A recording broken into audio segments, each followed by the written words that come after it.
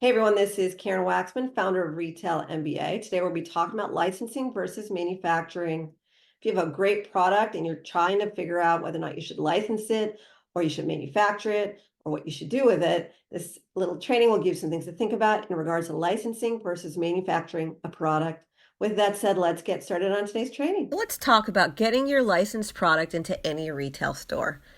So if you have an idea for a product and you put some sort of information on that product that's licensed by a third party, like you work with Disney stores and you put a Disney character on your product and so forth, retailers are looking for that. They're very much looking for that. And I'm going to give you an example of how that sort of works and to give you some quick tips and strategies on how to get started today with your licensed product and getting it into retail stores. So I'm going to use a friend of mine's example.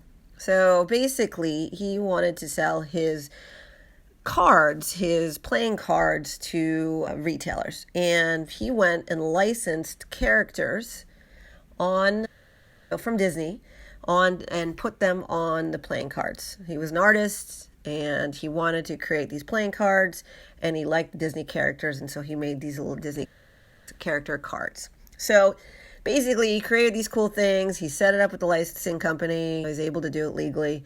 And so then he needed to figure out how to sell his product. For him, because he put Disney on his product, he wanted to sell to Disney stores first, because obviously that's kind of like a secret dream, right? Anybody who licensed something wouldn't mind putting it in the Disney store. And so for him, what he learned was that you can sell to retail chains, retailers like Disney, and you can actually sell to them on an individual level. So let me explain. There are certain retailers that you can sell to their corporate buyer and to sell to all of their thousands and thousands of stores, like Walmart, right? Walmart has corporate buyers, and you can sell to one buyer can purchase products for all of their stores. But there are retailers who can actually also allow you to sell to them on an individual store level. For instance, Disney stores has corporate buyers, but they also have stores and they have the ability to buy for one store only.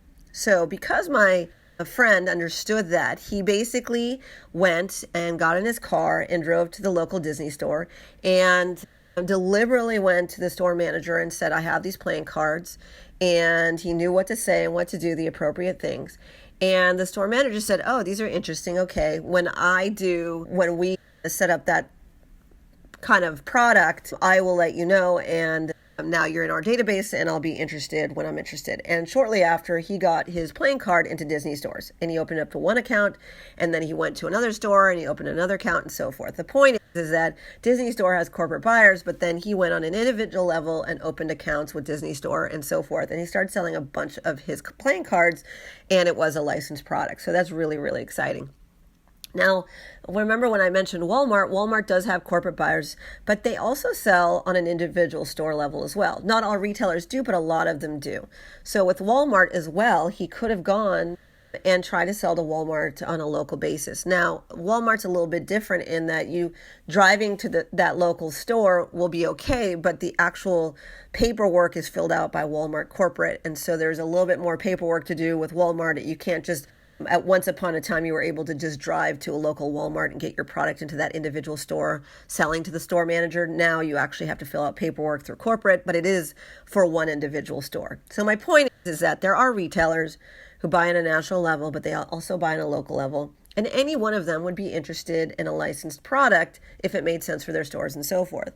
If he was to take that playing card that he had Disney characters on and he put it into Disney stores, the next suggestion would be to go and to try and sell on a local, regional, or national level to retail chains and reach out to the appropriate buyer for his product type. So it could be for the kids section, the children's section.